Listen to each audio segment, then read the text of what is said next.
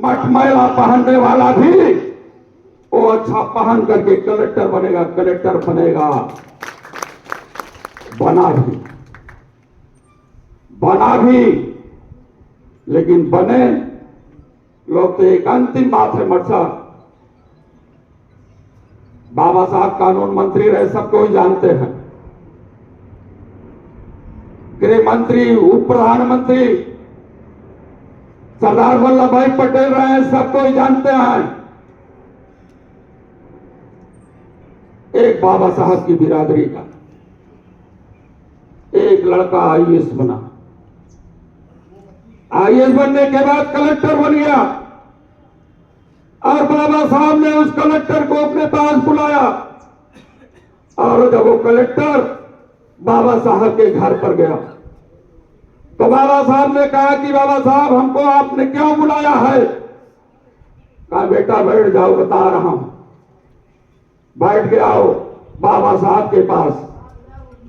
तो बाबा साहब ने कहा कि आप कलेक्टर बन गए हो, आपका स्वागत करता हूं, आपका वंदन करता हूं, मिठाई खाओ, लेकिन बेटा तुम्हारे अकेले कलेक्टर बनने से समाज नहीं सुधर पाएगा, तुम्हें और कलेक्टर बनाना है। वो कलेक्टर ये समझा कि मैं कैसे कलेक्टर बना सकता हूं, वो बड़े सोच में पड़ गया।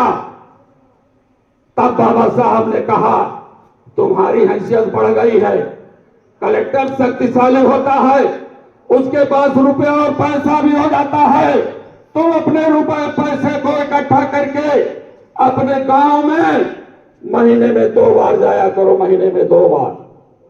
पैदल मत जाना, बढ़िया सी गाड़ी से जाना और सूट बूट पहन करके जाना, और जब गांव की गलियों में घुसोगे तो वहां हमारी बहनें कोई बर्तन मांजते हुए मिलेगी, कोई हमारी माँ बाप गोबर उठाते हुए मिलेंगे, कोई बच्चों को खिलाते हुए मिलेंगे। और जब तुम चमचमाती हुई गाड़ियों से सूट बूट के साथ जाओगे तो एक माँ में जब लालच पैदा हो जाएगी कि मेरा बेटा भी कलेक्टर बनेगा, और जब मेरा बेटा भी कलेक्टर बनेगा, ये आवाज पूरे देश में फैल जाएगी और बहुत से कलेक्टर पैदा होना शुरू हो जाएंगे। ये सोच सरदार वल्लभ भाई पटेल जी की है, बाबा साहब की रही, और हम शान से चलते रहे। हमारा भाई फुटपाथ पर भीख मांगता मिले तो समाज की तरक्की नहीं हो सकती है।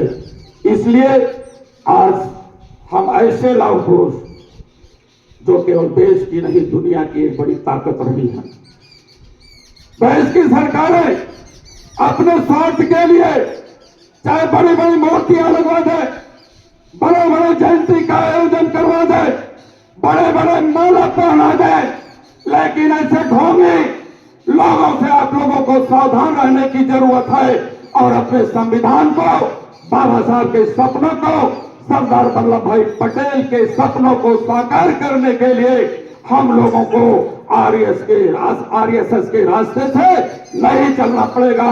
और जब हम उनके रास्ते को छोड़ देंगे तो आप देख लेना कि पंडा और पुजारी अपने घर के भीतर घुस जाएंगे और आपको राजपाट मिल जाएगा। बहुत बहुत धन्यवाद। माननीय सरदार पटेल जिंदाबाद, जिंदाबाद, जिंदाबाद।